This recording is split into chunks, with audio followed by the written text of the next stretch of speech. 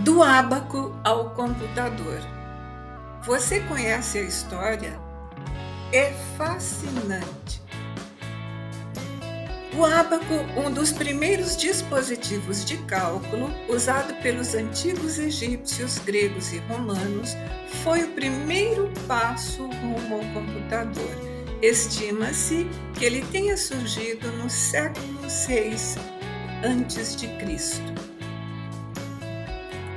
O primeiro ábaco era bastante simples. Consistia em uma moldura retangular de madeira com hastes verticais e contas deslizantes. As contas podiam ser movidas para cima e para baixo nas hastes, permitindo realizar operações aritméticas básicas, tais como adição, subtração, multiplicação e divisão. A estrutura básica do ábaco era feita de madeira, proporcionando uma base sólida para as hastes e as contas. As hastes eram dispostas verticalmente e cada uma representava um valor específico: o valor das unidades, o valor das dezenas e o valor das centenas, etc. As contas eram movidas ao longo das hastes para representar números e realizar os cálculos. O ábaco mais antigo usava um sistema decimal com contas representando as unidades, as dezenas, as centenas e assim por diante. O invento do ábaco em 3500 a.C., é o que se calcula, foi o primeiro passo para a invenção do computador. Era uma extensão do ato de contar com os dedos, utilizado em diversas civilizações antigas, como os babilônios, chineses e romanos, e era uma ferramenta essencial para comerciantes e matemáticos da época. Você já ouviu falar dos ossos de Napier? Não. Os ossos de Napier foram inventados por John Napier, um matemático escocês, e eram barras feitas de osso, marfim ou madeira e eram usadas para facilitar a multiplicação e a divisão. Eram também chamadas barras e foram criadas no início do século XVII. John Napier nasceu em 1550 em Edimburgo, na Escócia, e faleceu em 1617. Foi matemático, físico e astrônomo, conhecido por ter inventado os logaritmos. Estes eu tenho certeza que vocês já ouviram falar. Matemáticos da época de Napier já estavam cientes das questões da computação e se dedicavam a aliviar os praticantes do fardo do cálculo. Napier era famoso por seus dispositivos para auxiliar nessas questões de computação. Lembrando que nós estamos falando do final do ano de 1500. Napier também reconheceu o potencial dos desenvolvimentos em matemática, particularmente aqueles de prostáféreses, frações decimais e aritmética de índice simbólico para lidar com a questão da redução da computação.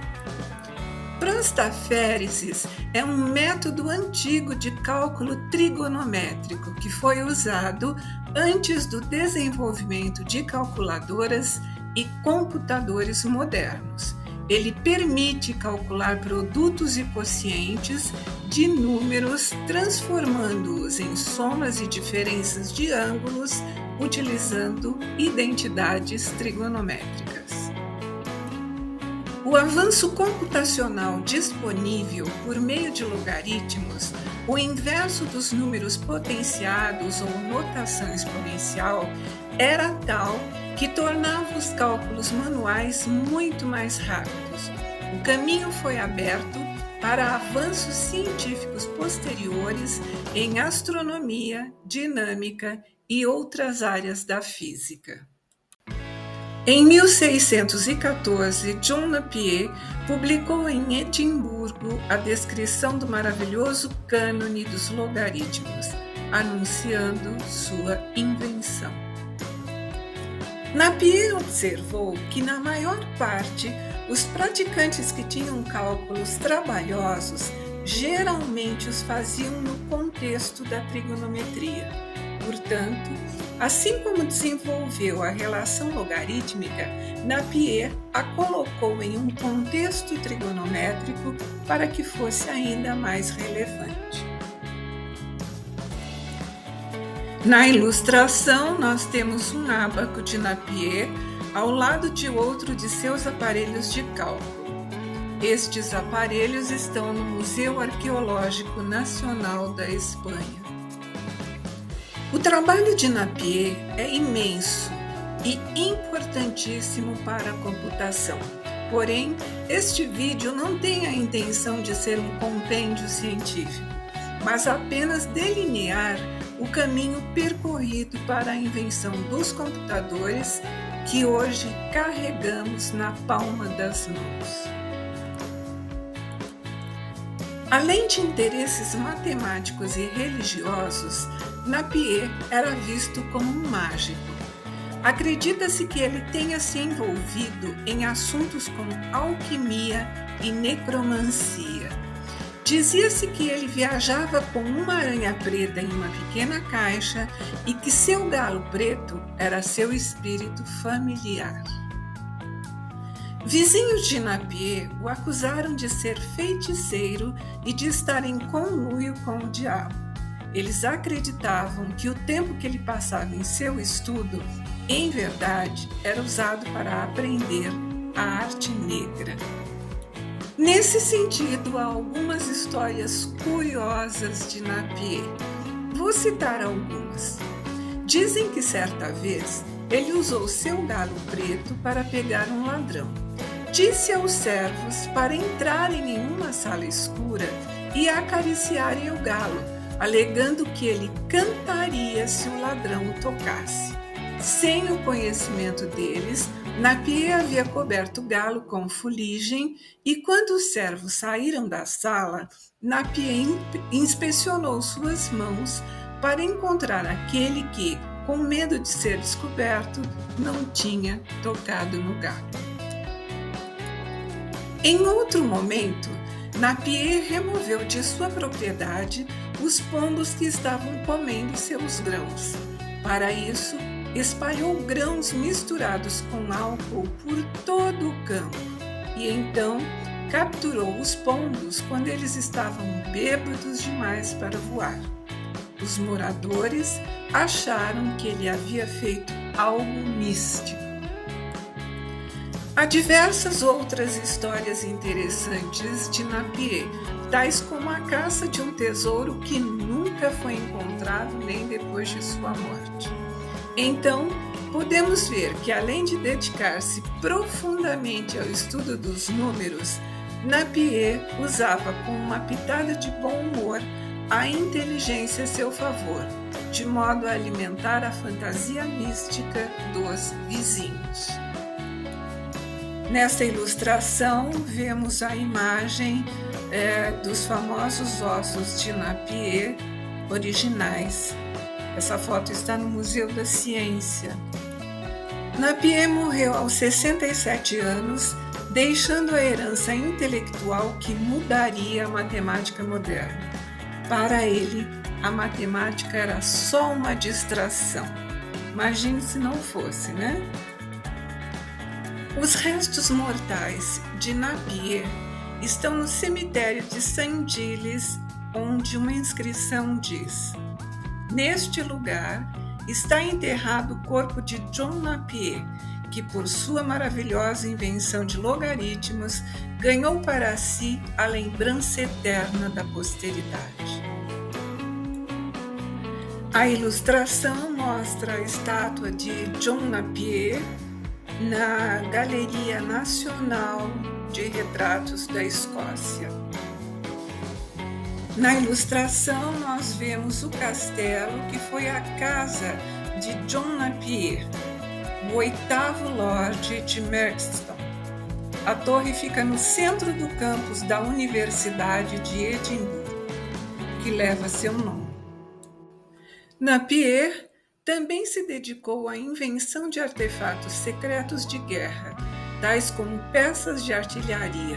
Seus engenhos militares eram capazes de arremessar bolas de ferro com precisão excelente para a tecnologia da época. Porém, a maioria de seus inventos nesse aspecto ficaram somente no papel.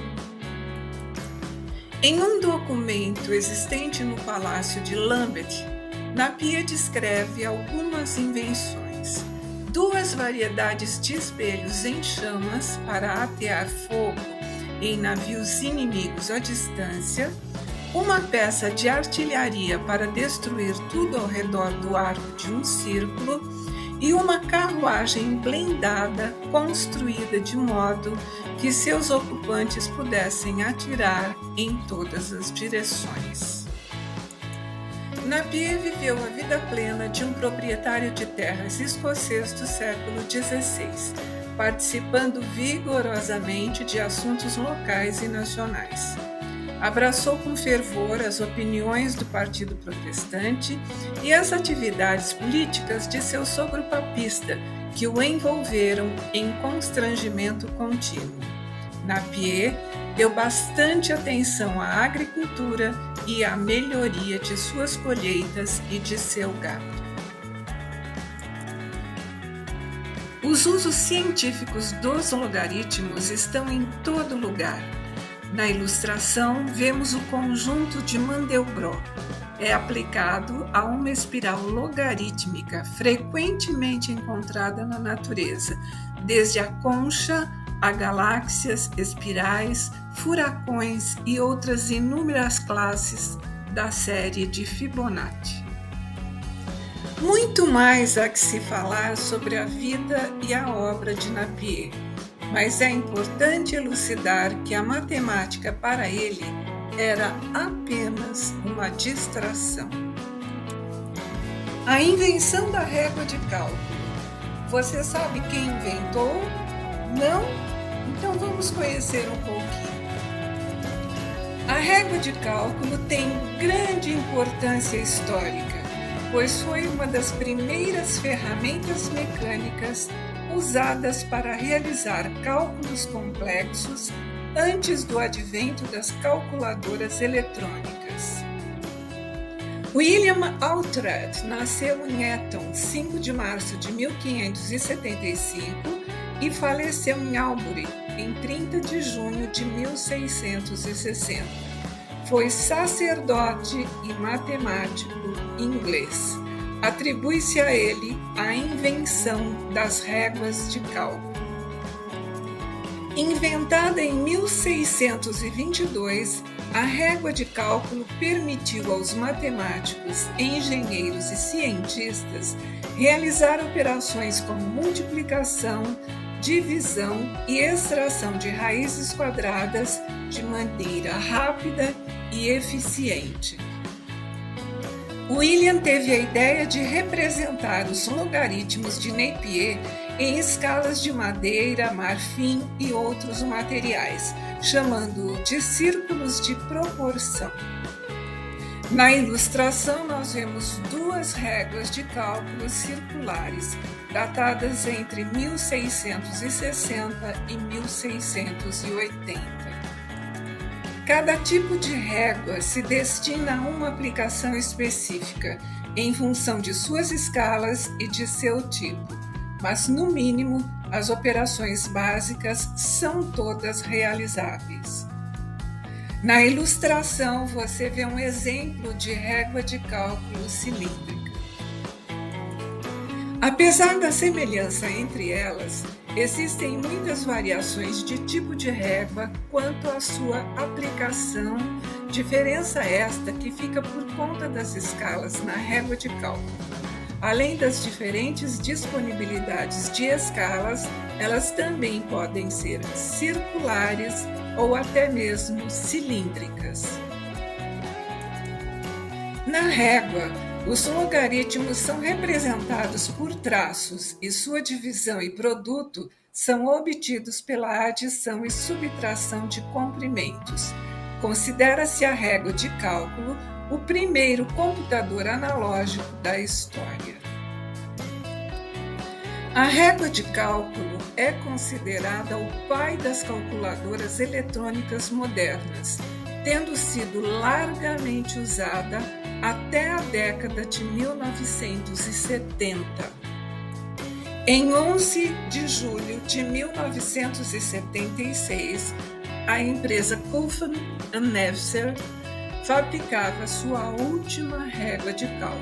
Não sei se é assim que se pronuncia. Meu inglês não é lá grande coisa. A régua de cálculo, inventada no século XVII, teve como base os trabalhos de John Napier, o inventor dos logaritmos. Este último exemplar, fabricado pela KIE, hoje pertence ao Museu Norte-Americano Smithsonian. A Pascalina, você sabe o que é? Na ilustração nós temos um desenho da parte superior do mecanismo da Pascalina, no livro de Pascal, que tem 5 volumes, lançado em 1779. Em 1642, o matemático francês Blaise Pascal desenvolveu a máquina de Pascal, considerada como a primeira calculadora mecânica da história.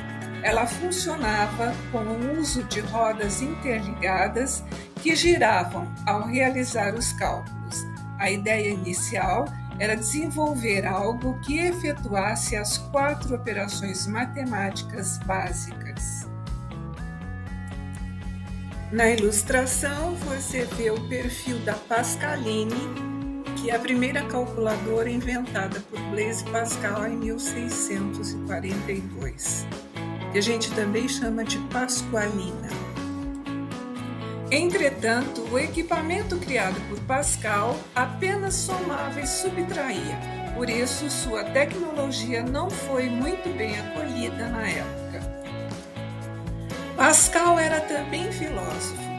Para ele, o ser humano seria impotente para desvendar os mistérios do divino e, portanto, relaciona seus estudos na busca da verdade, bem como na tragédia humana. Diz a história que Pascal inventou a máquina de calcular para agilizar o trabalho do seu pai. Blaise Pascal foi matemático, físico, filósofo, escritor e teólogo. Pascal pertencia a uma família aristocrata, era filho de um cobrador de impostos, o Etienne Pascal, que era também juiz muito conhecido e respeitado em seu tempo. Em 1672, o alemão Leibniz conseguiu criar uma calculadora que efetuava a soma e a divisão além da raiz quadrada. Essa calculadora ficou conhecida como Step-Heckler. Filósofo e cientista, Leibniz realizou trabalho nos campos da matemática, geologia, teologia, mecânica, história, jurisprudência e linguística. Gottfried Wilhelm Leibniz nasceu em Leipzig, Alemanha, em 1 de julho de 1646. Seu pai era um professor luterano de filosofia moral. Uma curiosidade sobre Leibniz. Aos 8 anos, foi permitido a ele entrar na biblioteca do pai. Ele encontrou ali livros de Cícero, Plínio, Sêneca, Heródoto, Xenofonte, Platão e muitos outros. e ele estava livre para estudar os clássicos latinos, discursos metafísicos e manuscritos teológicos, e devorou os livros com avidez. A história nos diz que o termo cálculo foi criado por Leibniz, um cálculo sendo uma pedra que os romanos utilizavam para contar. Na ilustração você vê a máquina de calcular de Leibniz. Ele inventou uma máquina feita de madeira e metal com uma manivela mecânica e é considerada uma precursora da calculadora. Até que é bonitinha, né? A parte motriz e o cilindro da calculadora de Leibniz foram utilizados em máquinas de cálculo até meados do século XX. Em 1774, o padre alemão Philipp Matthaus Hahn projetou uma calculadora que fazia as 4 operações perfeitamente, usando uma bateria similar à que Leibniz tinha usado na Steppe Hockney. Influenciado por Hahn, o engenheiro alemão Helfrich Johann von Miller produziu uma calculadora similar em 1784. Me perdoem a pronúncia, mas eu sou de exatas. O matemático francês Thomas Colmar, em 1820, usando os desenhos da calculadora de Leibniz, produziu a aritmômetra, que fazia as 4 operações matemáticas. O americano William Seward Burroughs cria a famosa Aden Machine, patenteando-a em 21 de agosto de 1888. A calculadora de Burroughs, diferentemente das calculadoras inventadas anteriormente, fazia as contas e também imprimia o resultado em papel.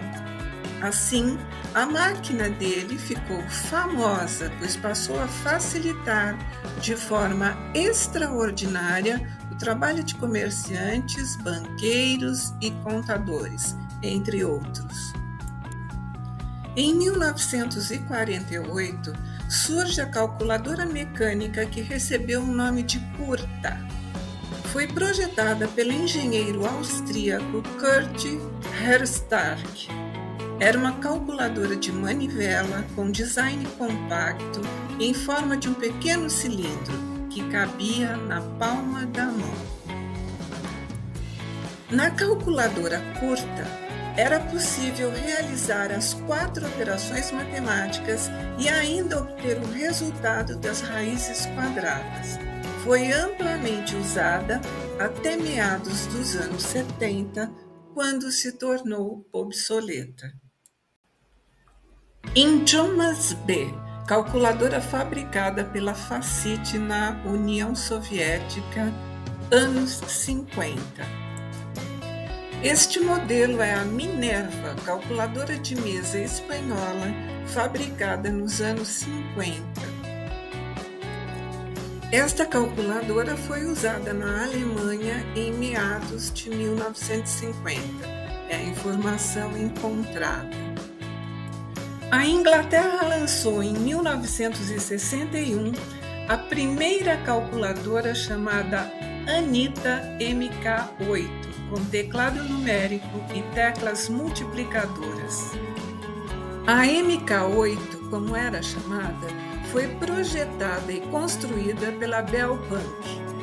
Pesava aproximadamente 13 quilos. É uma calculadora de teclado completo, sem impressão, com 10 colunas de teclas de plástico, uma coluna de multiplicação separada e exibição de resultados de tubos indicadores numéricos de 12 dígitos.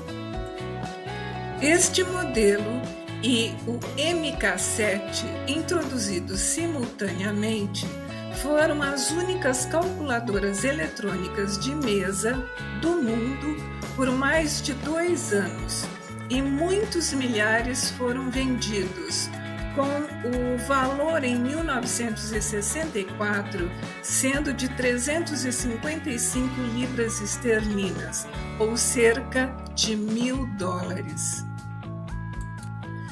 O nome Anita da calculadora significa uma nova inspiração para a aritmética e uma nova inspiração para a contabilidade.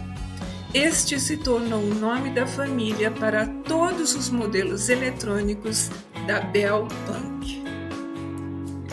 A primeira calculadora eletrônica do mundo foi produzida pela Casio em 1957.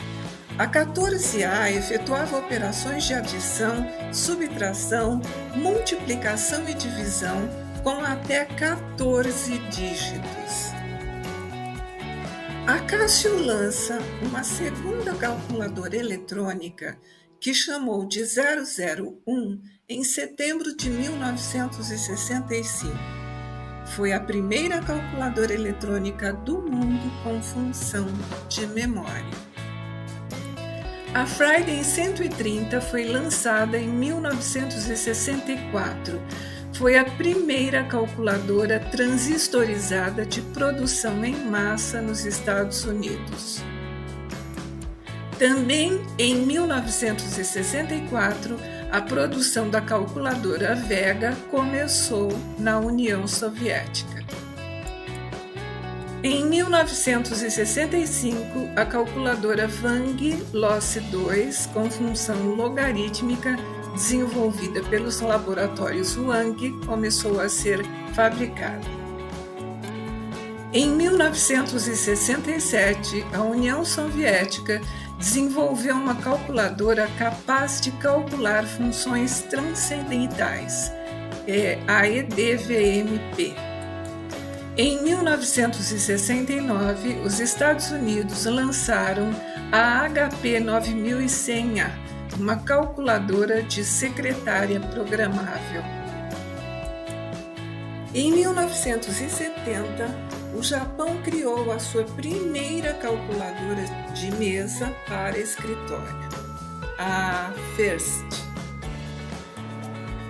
A ilustração mostra a Felix M, uma calculadora soviética fabricada nos anos 70.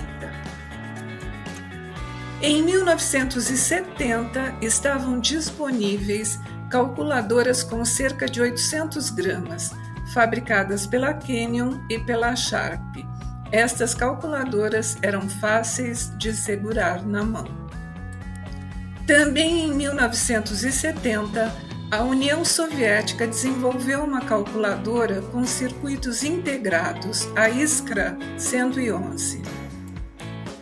A primeira calculadora de bolso foi produzida em 1971, a Bonwar 901B. A Bonwar logo se tornou uma das maiores produtoras mundiais de calculadoras eletrônicas, principalmente modelos de bolso. Estava já bastante de acordo com a nossa ideia de uma calculadora de bolso, pelo menos em termos de comprimento e largura. Tinha 13,1 centímetros e 7,7 centímetros, respectivamente, e a sua espessura era de 3,7 centímetros. Também na década de 1970, existiam calculadoras de engenharia, calculadoras de visualização alfanumérica e, em 1985, a calculadora Casio com uma visualização gráfica. Aqui nós estamos vendo uma propaganda da Philco, dizendo que ela lança um matemático de bolso em 1985. Na ilustração, nós vemos o protótipo original da Texas Instrumentos, da primeira calculadora portátil do mundo, apelidada de Caltech, dos quais apenas 2 ainda existem. Na ilustração, nós vemos a calculadora vintage Texas Instrumentos Little Professor, de 1978. E aqui uma calculadora mais sofisticada, uma calculadora programável vintage, Texas Instruments, criada a partir de 1977. Na ilustração você vê a calculadora científica Casio FX82MS com 240 funções. Esta calculadora, com função 417, tem bateria solar e tela de 4 linhas. É a 991ES Plus. As funções encontradas nas calculadoras científicas hoje são inúmeras. Entre elas, poder elevar a potência de x ou de y, raiz quadrada, raiz cúbica, exponenciação, seno, inverso do seno, cosseno, inverso do cosseno, tangente, logaritmo de Bézier, logaritmo de base 10, indica número negativo, tem parênteses para alternar a precedência das operações, faz operações com o π, alterna entre graus e radianos, entre outras operações secundárias. E ainda, algumas calculadoras científicas têm um visor onde você pode ver e construir gráficos. Para exemplificar, atualmente nós temos inúmeros modelos de calculadoras científicas no mercado. Eu vou exemplificar falando de apenas uma, a calculadora gráfica da HP, a Prime V2 Tutti Prata.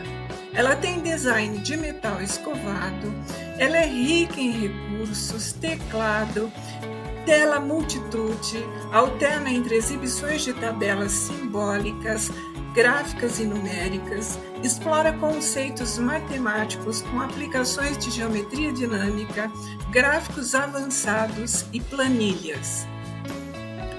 Essa calculadora da HP tem um peso bruto aproximado de 560 gramas, bateria interna recarregável, cabo e interface USB, representação gráfica 3D, gráfico de barras, histograma, gráfico de dispersão, conversões de unidade, conversões de base e aritméticas, cálculos de álgebra, geometria, trigonometria, estatística, cálculo de física, engenharia e química.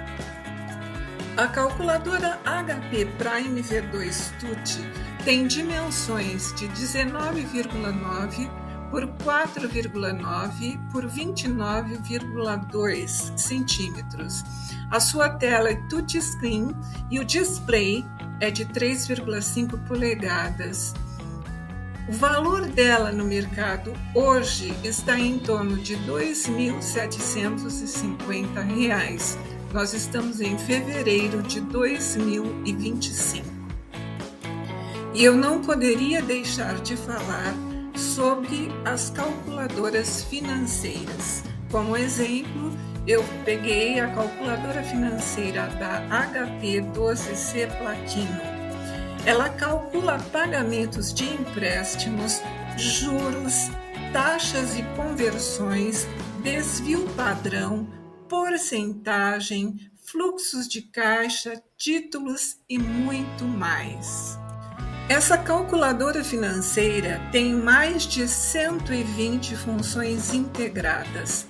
Ela tem personalização de recursos, capacidade de memória de programação, de pressionamento de tecla de 399 etapas, gerenciamento de data e hora, aritmética de datas, entrada de dados algébricos, tela simples e fácil de ler de uma linha por 10 caracteres e tem mais de 130 funções comerciais, financeiras, estatísticas e matemáticas integradas.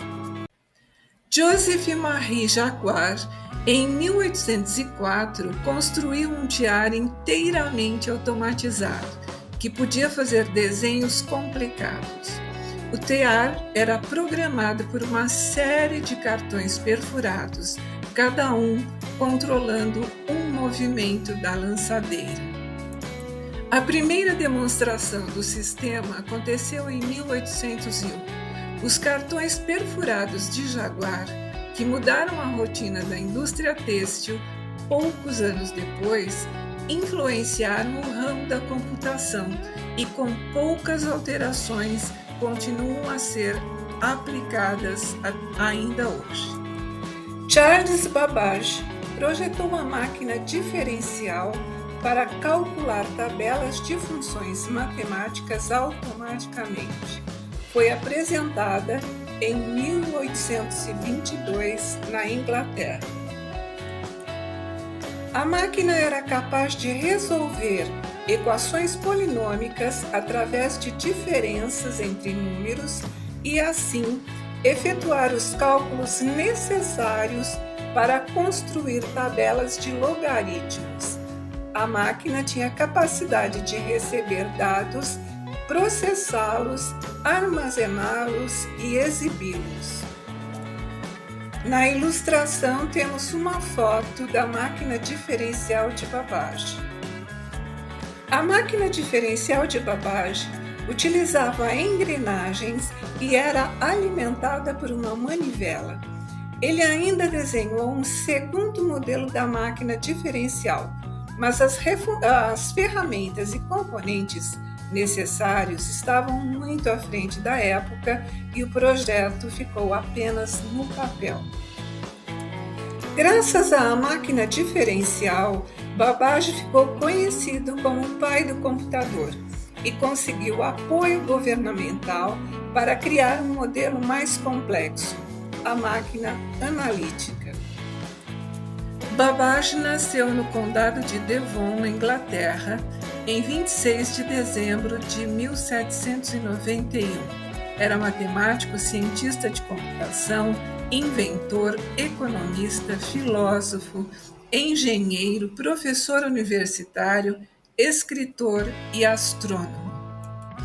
O invento que mais revelou a avançada forma de pensar de Babbage foi a máquina analítica, desenvolvida por volta de 1833. Foi a primeira máquina programada para executar vários comandos diferentes. Babbage inspirou-se no diário de Jaguar para idealizar a máquina analítica, uma máquina de calcular programável que também usava cartões perfurados. Babbage idealizou uma máquina de tecer números que fizesse cálculos e pudesse ser controlada por cartões. Augusta Ada Byron King, também conhecida como Condessa de Lovelace, ou seja, Ada Lovelace, matemática e escritora, esteve envolvida com o projeto de Babbage, desenvolvendo os algoritmos que permitiriam à máquina computar os valores de funções matemáticas. Publicou uma coleção de notas sobre a máquina analítica e é considerada a primeira programadora de toda a história da computação. A máquina de diferenças.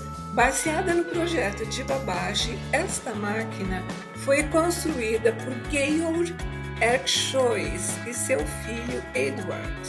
Eles conseguiram criar uma máquina funcional que gerava tabelas de funções matemáticas, sendo um marco na automação de cálculos.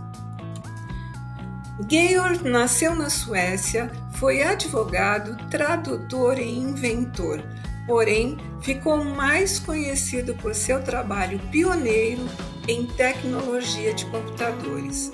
Sua invenção mais conhecida é a máquina de cálculo Schultziana, inventada em 1837 e finalizada em 1843. Em 1857, o governo britânico encomendou outro modelo, que foi construído pela Duncan em 1859. Na foto você vê a máquina diferencial de Georg no Museu da Ciência, em Londres. Martin Weber. Ele é conhecido como um pioneiro da computação por sua invenção em 1859 de uma máquina do tamanho de uma máquina de costura, que podia imprimir tabelas logarítmicas.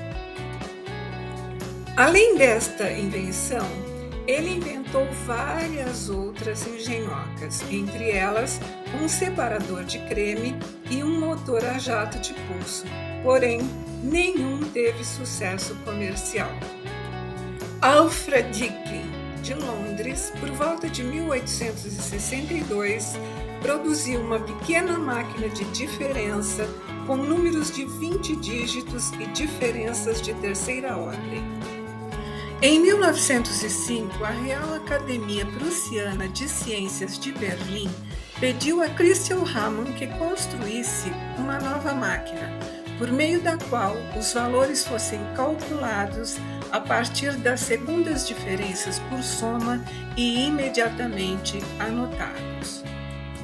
Hamann aceitou o desafio e, após alguns meses, no início de 1909, a máquina ficou pronta. Ela funcionou perfeitamente e superou todas as expectativas. A máquina tinha 145 centímetros de largura, 20 centímetros de altura e cerca de 44 centímetros de profundidade. Pesava cerca de 40 quilos.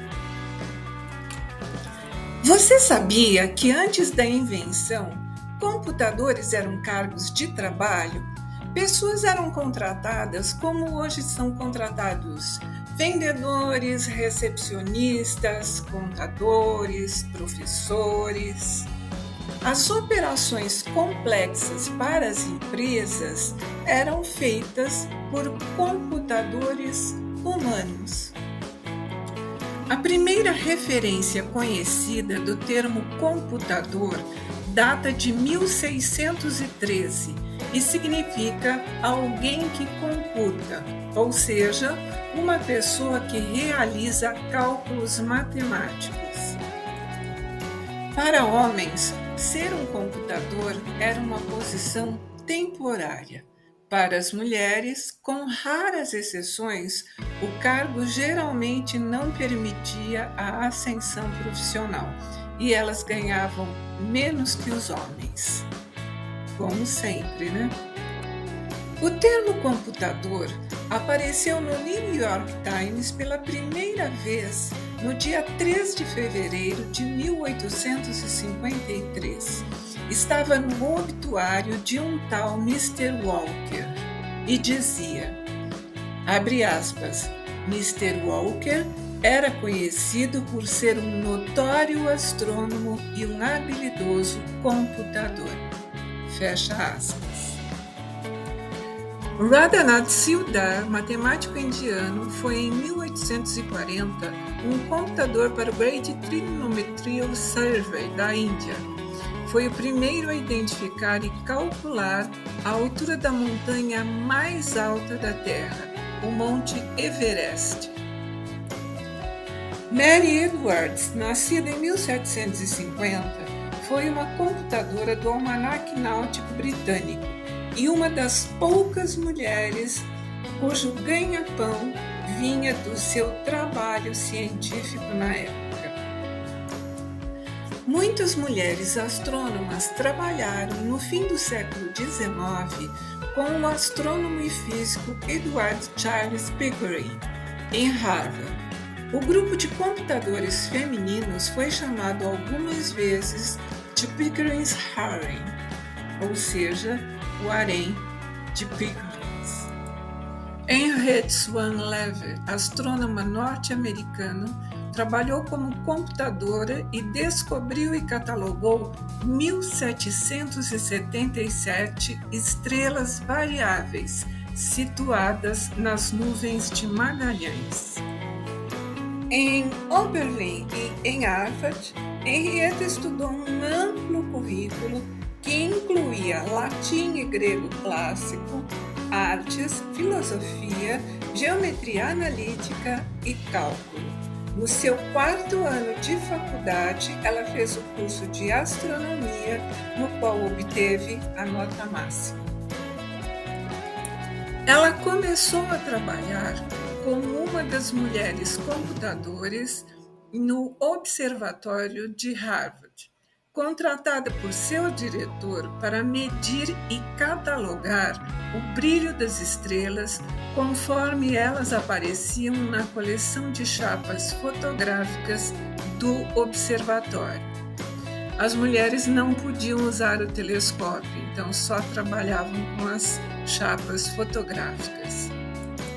Em 1908, ela publicou sua descoberta da relação período-luminosidade de uma estrela, isto é, a correlação entre o quão brilhante uma estrela é e o tempo que leva para a estrela passar de brilhante para fraca. Cecilia Payne, uma das computadoras de Harvard, mostra em sua tese de doutorado, publicada em 1925, que as estrelas são quase totalmente constituídas de hidrogênio e hélio, tornando estes os elementos mais abundantes do universo.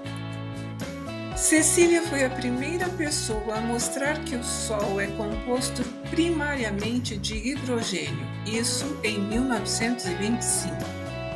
Já em 1956, ela foi a primeira mulher a ser professora associada em Harvard, e a sua cátedra foi a primeira ocupada por uma mulher no seu departamento. A computadora Annie Jump Cannon. Em 1896, Annie se tornou membro do Mulheres de Pickering, em Harvard, para computar dados astronômicos, mapear e definir cada estrela no céu. Entre outras coisas, Annie ajudou a estabelecer parcerias e trocas de equipamentos entre os homens da comunidade internacional e assumiu um papel de embaixadora fora do observatório. Escreveu artigos e livros, elevando o status da astronomia. Classificou manualmente 350 mil estrelas. Annie perdeu a audição entre a infância e a idade adulta. Alguns atribuem a escarlatina.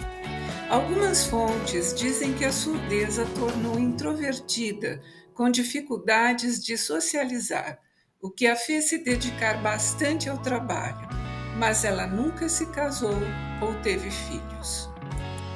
Antonia Maury estudou no Vassar College, graduando-se em honras em Física, Astronomia e Filosofia. Foi trabalhar no Observatório do Colégio Harvard após se formar. Observou espectros estelares e publicou um catálogo importante de classificações em 1897. Computadoras da NASA. Dentro do projeto Manhattan, mulheres foram contratadas como computadores para calcular centenas de iterações de fórmulas complexas sobre fissão nuclear. Barbara Keinhardt, conhecida como Barbie, se juntou ao Laboratório de Propulsão a Jato, um centro tecnológico da NASA, em 1939. Como a primeira mulher computador da NASA, seu trabalho era calcular desde quantos foguetes era preciso para fazer um avião a jato voar, até quais tipos de propulsores eram necessários para impulsionar uma nave espacial. Esses cálculos eram feitos à mão com papel milimetrado e lápis, às vezes levando mais de uma semana para preencher e completar entre 6 a 8 cadernos com dados e fórmulas.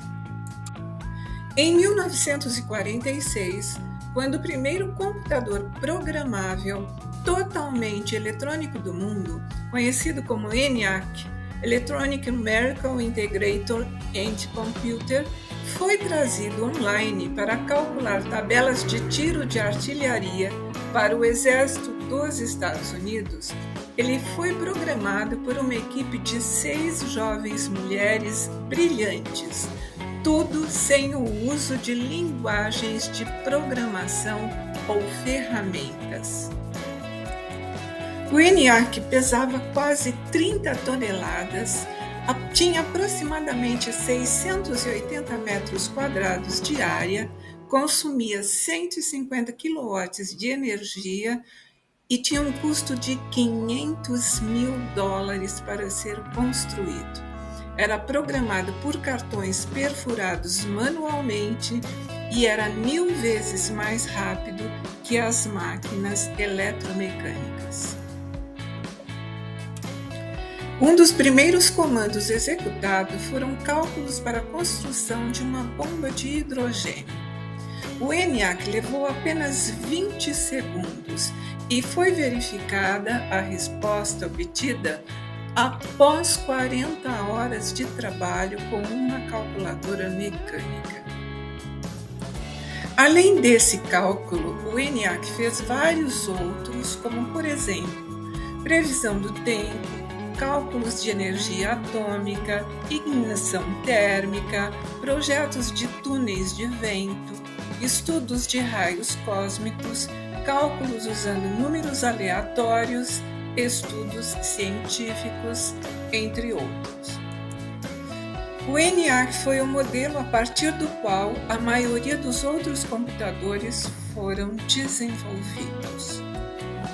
Sue Finley, contratada pela NASA em 1958 para trabalhar com cálculos de trajetórias de lançamentos de foguetes, foi uma engenheira de subsistema e testes de software.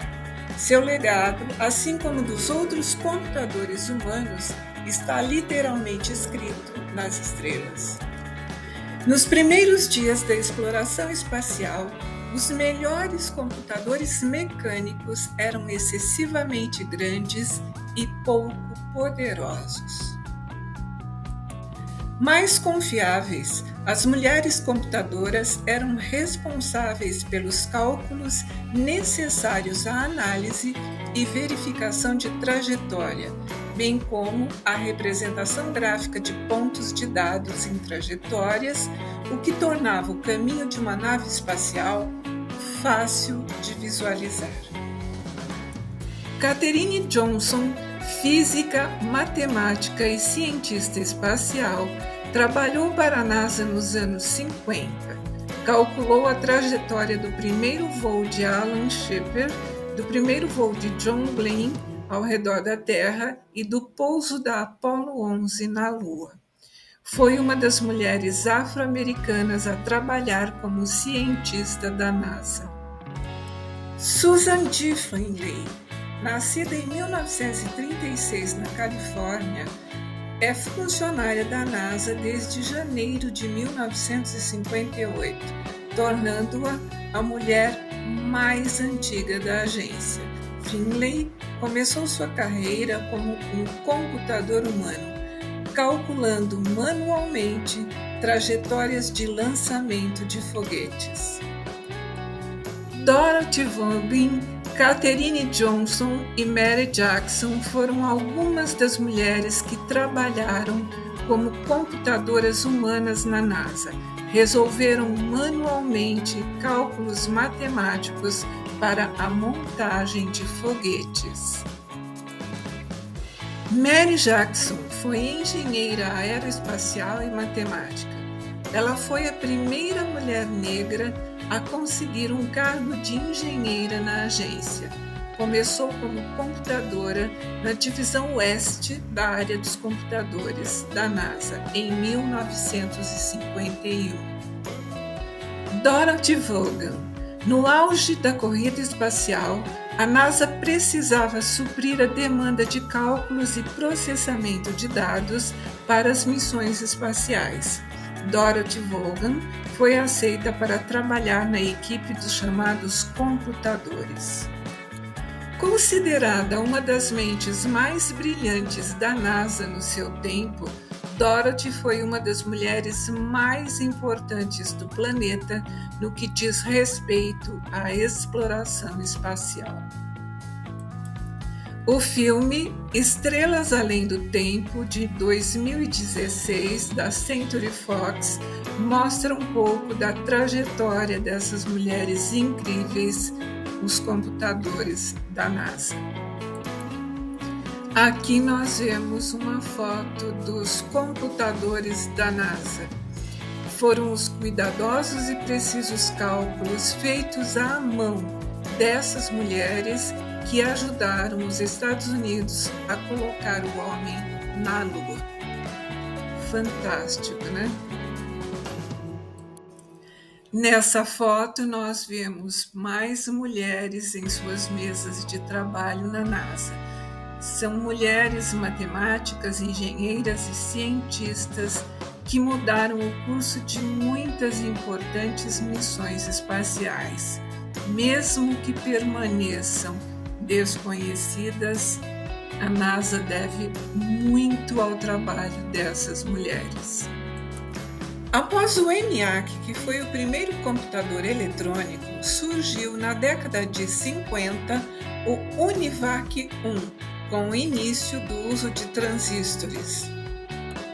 O UNIVAC 2, da Universal Automatic Computer, foi criado em 1958. Ele foi uma melhoria do UNIVAC 1, entregue pela divisão UNIVAC da Sparrow Hunt. Na década de 60, foram desenvolvidos circuitos integrados e os primeiros sistemas operacionais. Um dos principais lançamentos desse período foi o IBM 7030, também conhecido como Stretch, que surgiu em 1961. Ele foi o primeiro supercomputador transistorizado da IBM. Ocupava somente o espaço de uma sala. A foto mostra o computador IBM 7030 de 1961.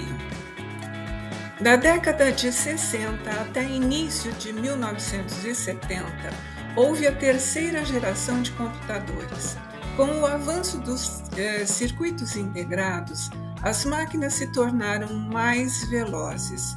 O IBM 360/91 de 1967 permitia a programação da CPU por microcódigo. Na fotografia vemos a imagem do computador IBM 360/91 de 1967. O modelo Altair 8800 foi lançado em dezembro de 1974. Foi o primeiro computador a levar um microprocessador, sendo considerado um precursor dos microcomputadores. Ele cabia em uma mesa e usava o processador 8080 da Intel.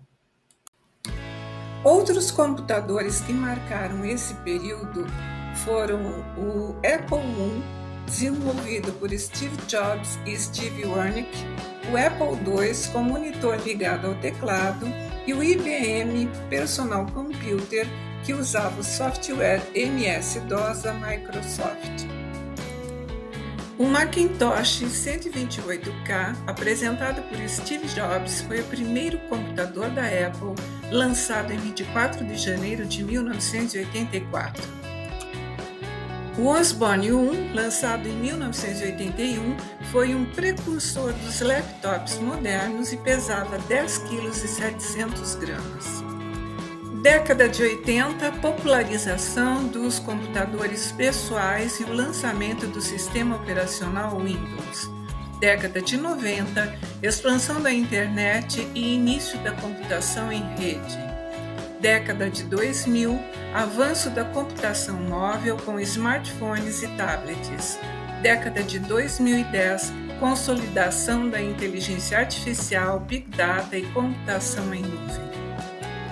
No ápice da tecnologia, hoje estão os PC gamers, que oferecem desempenho incomparável e chegam a custar mais de R$ 500 mil. E só para terminar, você já tem um computador de pulso, aquele que você pode nadar no mar, na piscina, você pode voar, você pode estar em qualquer lugar do planeta e trocar mensagens de áudio e vídeo com sua família e os seus amigos? Não esqueça de dar o seu like e inscrever-se no canal. Eu sou Ivone Sanches e estamos em fevereiro de 2025.